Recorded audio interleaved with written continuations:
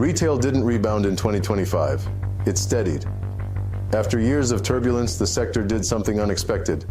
It found its footing. And the way it stabilized tells you everything about where the next cycle is heading. 2025 began with uncertainty. Vacancies were drifting higher, tenants were right-sizing, and the narrative around brick and mortar still carried a shadow from the past decade.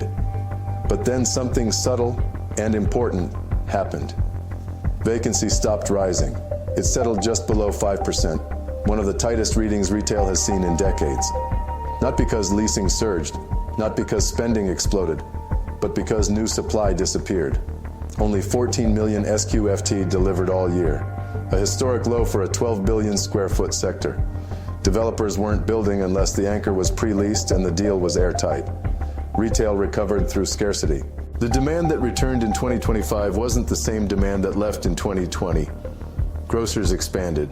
Discount chains expanded. Off-price apparel expanded. Quick service restaurants expanded. Fitness centers filled mid-box vacancies. Medical clinics moved into storefronts.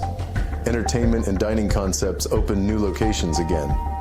Q3 finally turned positive, plus 1.8 million SQFT of absorption, erasing much of the weakness from early in the year. Brick and mortar didn't come back as fashion. It came back as infrastructure, as the physical network that omni-channel retail needed. Stores became fulfillment points, return centers, local delivery hubs. Even e-commerce companies opened stores because physical locations improved their economics. The story wasn't revival, it was reinvention. The part of 2025 most people missed is this. The retail inventory is quietly contracting.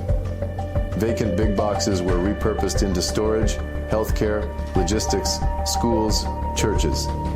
Dead malls were carved into mixed-use districts.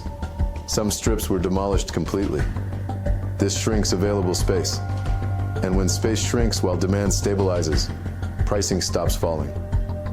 That's why rents ticked up 1.8% for the year. Not explosive, but firm.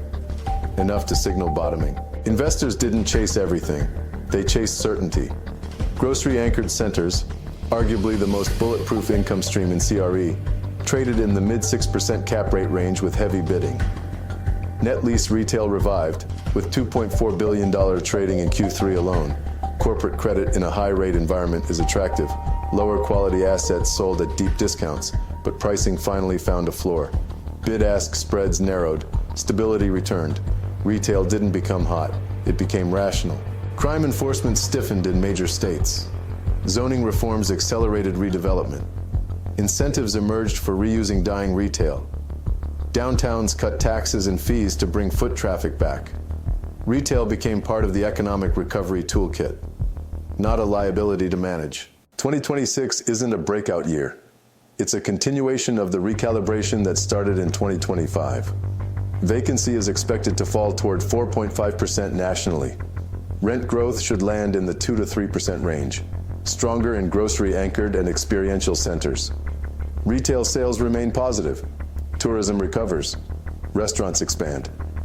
Experiential tenants gain momentum. There's almost no new construction coming, which means every bit of retailer demand goes straight into tightening occupancy and raising rents. Older centers still lag, but the sector as a whole is moving from defense to controlled offense. Retail didn't bounce back in 2025. It recalibrated. And in 2026, scarcity becomes its biggest strength.